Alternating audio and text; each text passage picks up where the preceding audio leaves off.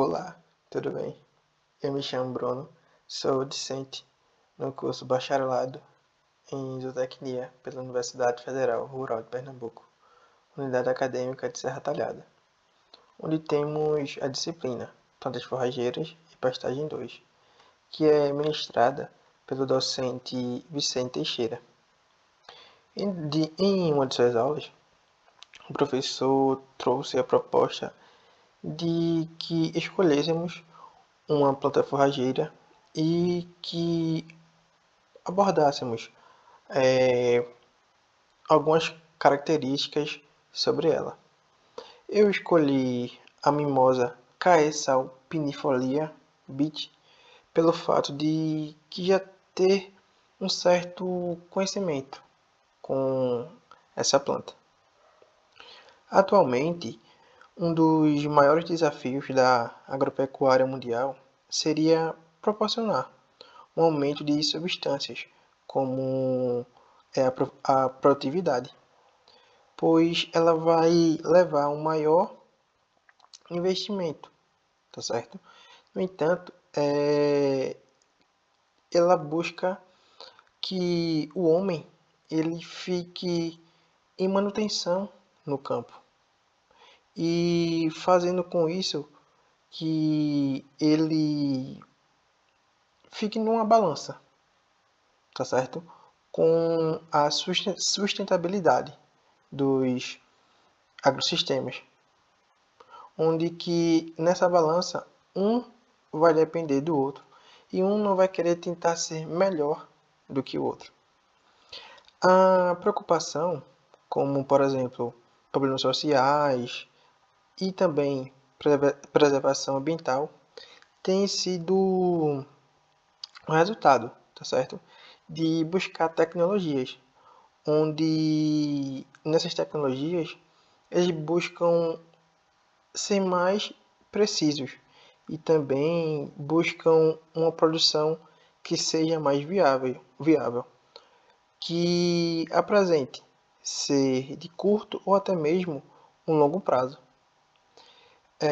Entre essas tecnologias disponíveis, temos a ampliação de adoção de leguminosas que sejam para pastejo direto, cultivo exclusivo, consociações com outras culturas e até mesmo, desculpe, como uma recuperação de pastagens.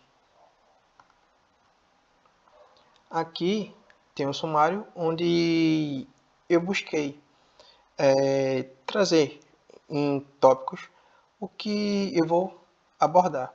Seria aspectos agronômicos, identificação da planta, características botânicas, potencial do uso do mercado, colheita e processamento de sementes, produção de mudas, plantio e manejo, composição bromatológica média, fatores antinutricionais e, por fim, aspectos zootécnicos. Antes de adentrar no assunto, o que seria a mimosa Caecal pinifolia Beach? Ela é vulgarmente conhecida no Nordeste como um sabiá ou sabiazeiro.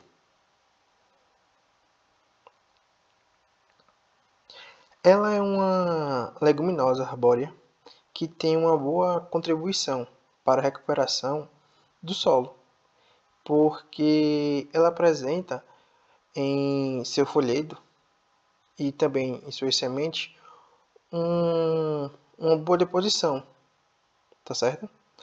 E também uma boa relação de carbono e nitrogênio pela ação das suas raízes. Ela ocorre de forma espontânea, tá certo? Em áreas da caatinga semiúmidas, mas também que apresentam uma precipitação que varia em torno de 600 a 1000 milímetros. E também ela ocorre em áreas secas, mais secas, tá certo? E tem uma temperatura média que varia entre 20 e 28 graus, mas também apresenta um certo déficit hídrico, que fica em torno de 200 a 1000 milímetros. Aí, quando ela apresenta esse déficit, ela vai apresentar uma forma mais de arbusto, tá certo? Aqui temos alguns nomes que também ela recebe em algumas partes do Brasil. Ela tem essa distribuição geográfica no Piauí, Ceará, Pernambuco, Rio Grande do Norte e Paraíba. Sobre os aspectos agronômicos, o sabiá ele ocorre naturalmente em terrenos profundos, mas também ele apresenta em seu solo textura arenosa. Por apresentar uma baixa exigência de fertilidade e umidade nos seus solos, ele começa a se desenvolver bem, tá certo? Inclusive, em áreas muito degradadas, onde que já tinha acontecido a movimentação da Terra. Por exemplo, o solo ele vai estar exposto ou no subsolo, ele vai ter uma certa tolerância em solos salinos. Ela é plantada em solos férteis, tá certo? Mas quando ela é apresentada, desculpe, é plantada em solos férteis, ela vai ter em torno no término do terceiro para o quarto ano, ela vai começar a apresentar já estacas, tá certo? Também ela se desenvolve em solos mais pobres, mas quando isso acontece, deve-se fazer o quê? Deve ser trabalhado com a adubação orgânica e também a química, porque trabalhando com essas duas adubações, isso vai resultar numa produção melhor, digamos assim, da madeira. Aqui temos a sua identificação taxonômica, onde temos o nome científico, temos também o seu reino, o seu filo, a sua classe e a sua ordem. Identificação da planta. Elas são formadas por plantas, suas folhas, desculpe, são na forma composta, bipartidas e geralmente tem 6 pinas, tá certo?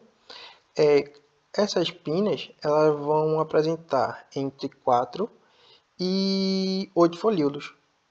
Esses folíolos eles vão estar numa forma oval.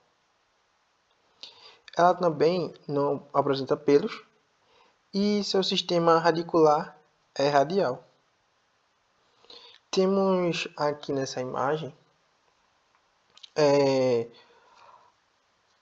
a parte do seu sistema radicular, tá certo? Ela apresenta raízes espessas e numerosas, que podem atingir, digamos assim, até 6 metros de comprimento.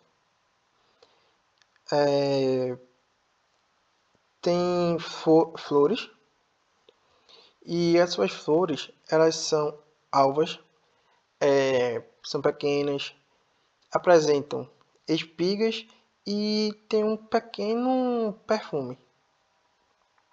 Já seus frutos, eles são em forma de vagem e essas vagens são pequenas, tá certo? E as suas sementes são leves. Aqui temos a flor, digamos assim, e a sua espiga, tá certo? O tronco, ele apresenta acúlios, que seriam espinhos, tá certo? Que esses espinhos, eles vão começar a desaparecer com a idade. Já diferente dos ramos jovens, que quando eles são jovens, eles vão apresentar bastante acúlios. A sua casca, ela tem uma cor clara, acinzentada e beirando um acastanhado. A madeira, ela é pesada, dura, compacta e bastante densa. Apresenta na sua primeira floração uma forma muito precoce, pois tendo na sua primeira floração, ela vai acontecer com menos de 1 ano de idade. E pode acontecer de uma ou até 2 vezes no ano. A sua floração se estende do mês de abril até junho. A sua frutificação ela se dá em torno de maio até outubro. E também apresenta a queda dos frutos, que isso começa a acontecer por volta de setembro. E também temos a sua polinização. Ela é essencial. Por quê? Ela é essencial porque ela é uma planta apícola. E por ser uma entomófila, desculpe, ela vai assegurar que sua polinização ela seja através de insetos. Por isso que ela se torna uma espécie apícola. No caso, tá certo? Entretanto, componentes como a fenologia da espécie, ela vai variar conforme as suas características edafoclimáticas e também com o seu material genético.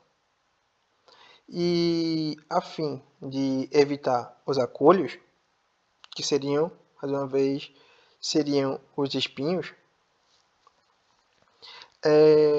estão utilizando um tipo de semente da mimosa que apresenta uma forma inerte, tá certo? Essa forma inerte, ela vai fazer com que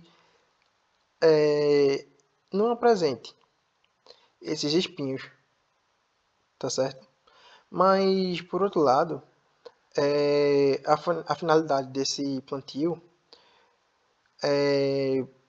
se for para cerca viva, ela não vai ter mais uma certa, como é que eu posso explicar? Funcionalidade, porque sem os acúlios não vai adiantar. Ela apresenta uma boa rebrota, capacidade de rebrota, que se inicia 7 dias após o corte. Por exemplo, eu cortei hoje, na quarta-feira. Aí daqui a 7 dias ela já começa a aparecer aquele olhinho, digamos assim, que pode chegar até 12 brotos, tá certo? Também existe a possibilidade da rebrota das raízes, tá certo? Essa espécie também ela tem uma boa capacidade de regeneração e se propaga facilmente por semente, mas deve-se tomar cuidado pelo simples fato que se ela apresentar condições edafoclimáticas favoráveis, ela pode ter um certo comportamento como uma planta invasora. Aqui nessa imagem, podemos ver 3 situações. Em vermelho, podemos ver os acúlios da planta, que seria o espinho. Em azul, temos a planta que ela é bipartida, onde um se torna 2. E também, na parte amarela, ela apresenta 6 pinnas opostas, como podemos ver aí. Aqui na casca, podemos observar seu tronco, que ela tem esse castanho claro, tá certo? Temos aqui também a madeira, onde que podemos observar. Falar um pouco agora sobre o potencial do uso e mercado. Essa espécie, ela se destaca, tá certo? Por ser uma fonte de estaca e também isso é bom para o Nordeste, pois ela tem essa facilidade, digamos assim. Em especial no estado do Ceará. A madeira ela é utilizada como energia, apresentando um peso específico, em torno de 0,87 gramas e um teor de carbono fixo, e que fica aproximadamente 73%. Essa característica elas vão qualificar a espécie como uma boa opção para a lenha e também para carvão. Essa madeira ela é muito apropriada para o uso externo, como fazer mourões, estacas, postes. E por quê? Porque ela tem uma certa durabilidade. E também por avaliarem suas propriedades físicas e químicas dessa madeira, ela tem um certo potencial, digamos assim, para isso. Mas deve-se lembrar uma coisa: ela não é indicada para a produção de celulose. Por quê? Porque em função do seu baixo teor de alfa-celulose, que fica em torno de 28,40%, e também um teor de lignina que fica por volta de 32,40%, e também uma elevada densidade, que pode chegar entre 0,80 gramas. Elas vão fazer com isso com que essa planta ela tenha um potencial para a produção de carvão. Nas áreas irrigadas do Vale do São Francisco, no semiárido nordestino, como por exemplo Petrolina, ela tem ganhado um certo olhar, um certo carinho, digamos assim, porque ela está sendo utilizada como um mourão, como é essa imagem aí. Ela está servindo para a sustentação das uvas. E também ela apresenta pode ser usado como quebra-vento e ou cerca-viva, que seria essa imagem aqui. A utilização da cerca-viva ou quebra-vento vai depender. Isso acontece muito na região sudeste do Brasil, tá certo? Onde que lá ela utiliza esse tipo de planta como em sítios, fazendas, indústrias, que ela tem a função, digamos assim, de minimizar os impactos gerados pela atividade, como elas são cercadas vivas, elas vão oferecer, digamos assim, uma certa proteção. Digamos, como se fosse um muro, tá certo? Impedindo a entrada de pessoas e também a entrada de animais. Essa planta ela é tolerante à luz direta e tem um rápido crescimento, tá certo?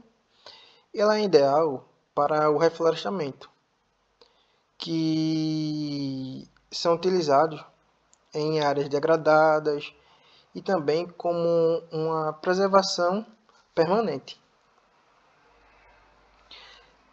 Também ela vai apresentar retorno econômico.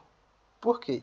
Porque o plantio dessa espécie ela pode melhorar as condições dos solos e também por outros motivos, porque, como já foi dito, ela é uma leguminosa e, como fixa o nitrogênio, ela vai produzir serrapilheira.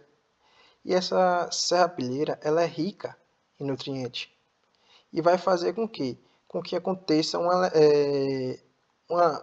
uma elevada velocidade da decomposição. E também ela é eficiente. Com que?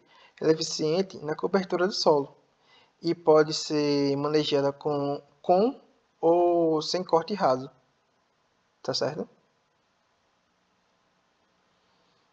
Colheita e processamento de semente. Para a obtenção de semente e também mesmo do fruto, que são pequenas vagens, como demonstrado na imagem, deve ser feito, deve ser colhida, desculpe, diretamente da árvore, porque quando iniciar a sua queda espontânea, ela vai cair ao sol e vai secar. E,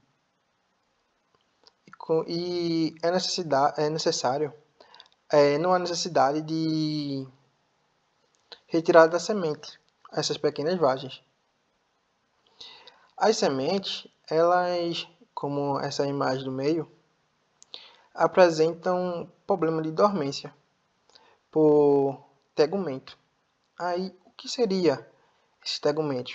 Seria uma estrutura que envolve ou até mesmo reveste e protege esse órgão vegetal,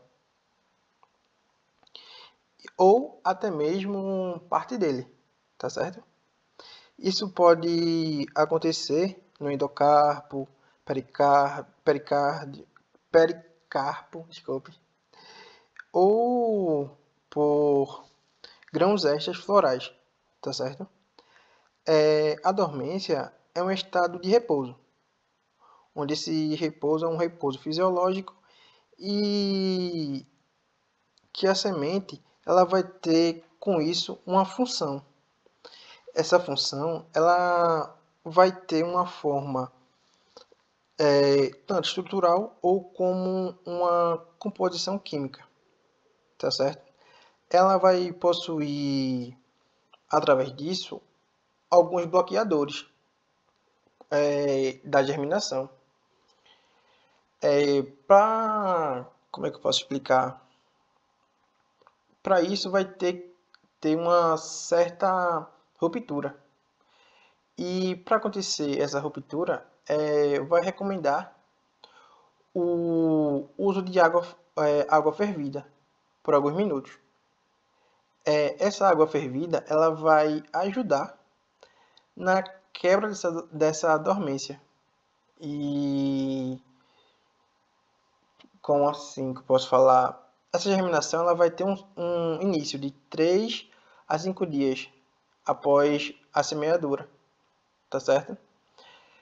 É bom também, deve-se também lembrar que essa semente ela é atacada pelo coleóptero, que seria esse bichinho aqui, que ele vai perfurar até mesmo ele vai perfurar a vagem e com isso ela vai perdendo seus benefícios, tá certo?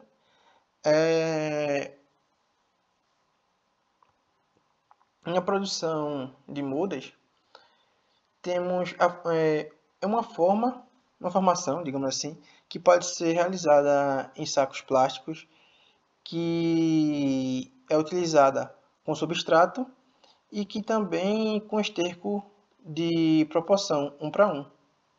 É conveniente colocar 2 sementes no recipiente, no caso nessa bolsinha, e deixando aquela que é melhor, que vai apresentar o maior vigor e tal. Aquela outra que não apresentou, você vai lá e tira.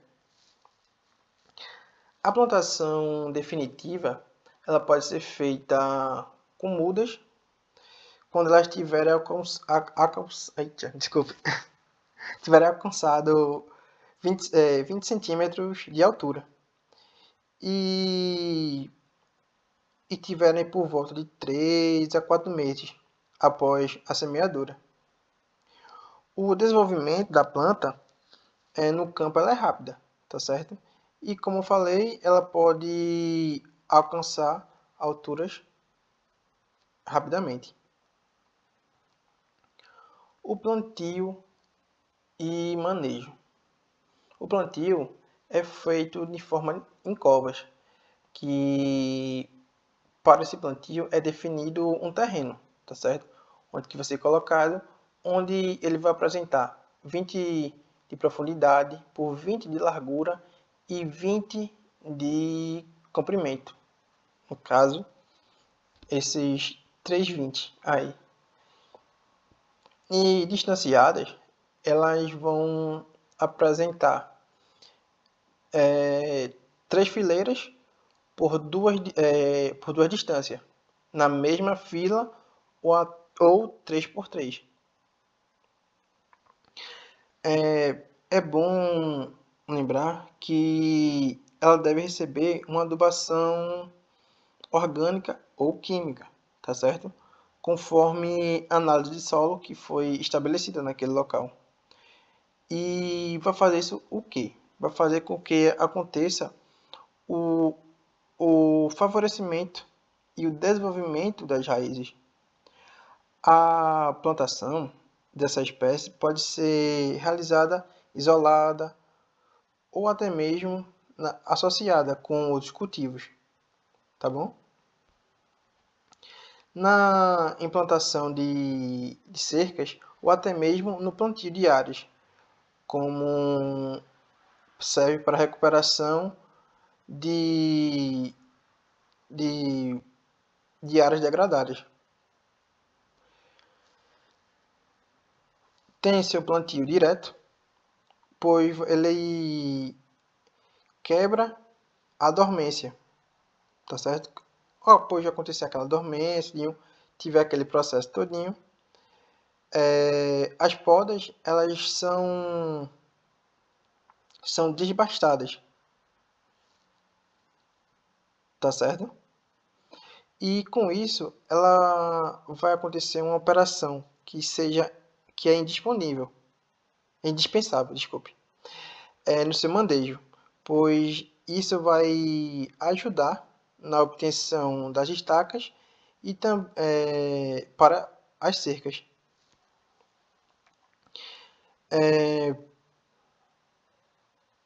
E com isso vai deixando ela de uma forma mais ereta possível. Para condições do semiárido brasileiro, é considerado uma espécie com rápido crescimento e um incremento médio de 1 metro de altura por ano. Em plantio utilizado o espaçamento 3x3, com 7 anos de idade, apresentaram uma altura de 6,5 centímetros de DAP. Aí você me pergunta, o que seria DAP? DAP seria o diâmetro, a altura do peito, Aí você me pergunta, o que seria isso? Seria como fosse uma forma para ter um exato. Seria como medir, mensurar a árvore, tá certo? Com o objetivo de determinar o seu volume, por exemplo, numa floresta, mas como é aqui no caso da sabiá. Aqui temos a composição bromatológica média, onde na sua parte aérea, desculpe, ela vai apresentar uma matéria seca de 59,92% a 50 graus. Matéria seca a 105 graus, em torno de 96,46%. Cinza a 600 graus vai apresentar 5,30%. A matéria orgânica 91,13%. Umidade 13,91%. Proteína bruta 13,48%. Fibra bruta 19,63%. Extrato etéreo 4,95% e digestibilidade in vitro 14,16%. E também apresenta na sua análise mineral o fósforo, que em torno de 0,22%, e o cálcio em torno de 1,61%. Aqui chegamos na parte de exigências de fatores antinutricionais. Temos o efeito negativo, tá certo? Que seria o do tanino. E o que seria o tanino? Tanino é um grupo de substâncias que são, como é que eu posso explicar?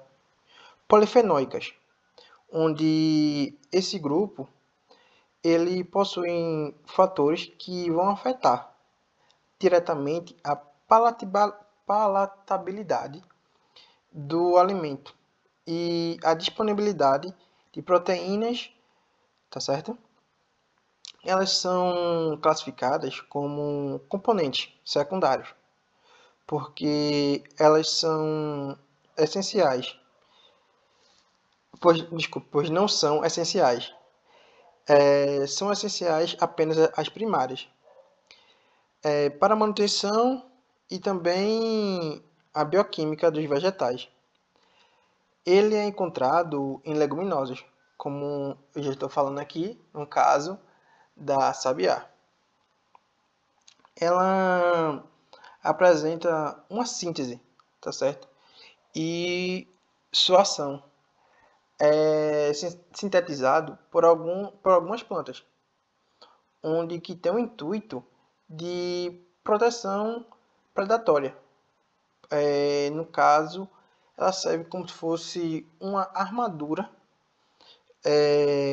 esse tanino, para alguns herbívoros, no geral.